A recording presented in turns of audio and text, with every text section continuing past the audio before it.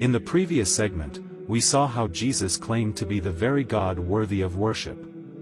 Now let's look at how the Trinity is found in the Old Testament. Most Christians, when faced with the question of where the Trinity is in the Old Testament, bring up verses like Genesis 1 verse 26, "Then God said, Let us make mankind in our image, in our likeness, so that they may rule over," or Genesis 19 verse 24, "Then the Lord rained down burning sulfur on Sodom and Gomorrah, from the Lord out of the heavens." And if you watch this complete series, I promise you'll be able to do a much better job by showing them all three persons in one passage. For now, let's see how an angel claimed to be God and how it was affirmed by the very God Jehovah. First, the meaning of the word angel or malach in Hebrew just simply means a messenger, evident by Genesis 32 verse 6, "Sent Jacob messengers before about," and Numbers 20:14, "Sent messengers from Kadesh." Now let's turn to Genesis 31 verses 10 to 13, "The angel of God said to me in the dream, Jacob. I answered, Here I am. And he said, Look up and see that all the male goats mating with the flock are streaked, speckled or spotted, for I have seen all that Laban has been doing to you.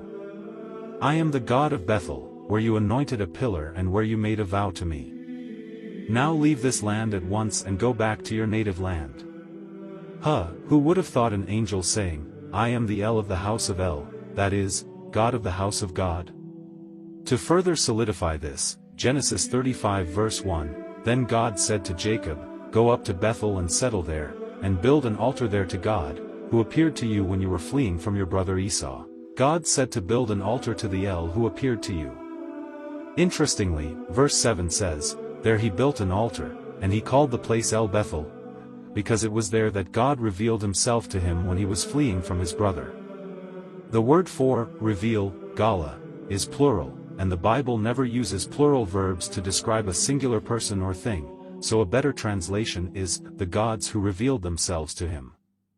Now let's see Genesis 48 verses 15 to 16, "Then he blessed Joseph and said, May the God before whom my fathers Abraham and Isaac walked faithfully, the God who has been my shepherd all my life to this day, the angel who has delivered me from all harm, may he bless these boys."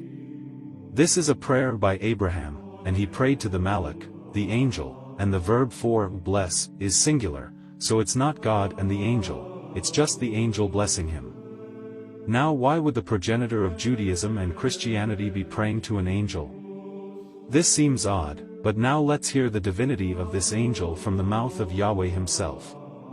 Exodus 23 verses 20 to 21, "See, I am sending an angel ahead of you to guard you along the way and to bring you to the place I have prepared. Pay attention to him and listen to what he says. Do not rebel against him, he will not forgive your rebellion, since my name is in him. If you listen carefully to what he says and do all that I say, I will be an enemy to your enemies and will oppose those who oppose you."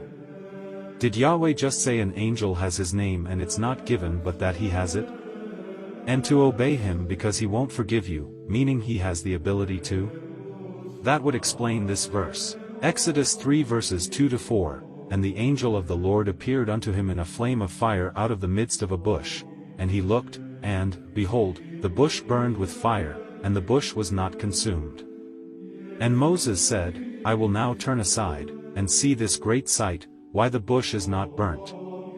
And when the Lord saw that he turned aside to see, God called unto him out of the midst of the bush, and said, Moses, Moses. The angel of the Lord was in the bush, but verse 4 says God is in the bush. The truth couldn't be any clearer, but still, for those who harden their hearts, we'll make it much more clear in the next video. Thank you for watching, and follow for more. Soli Deo Gloria.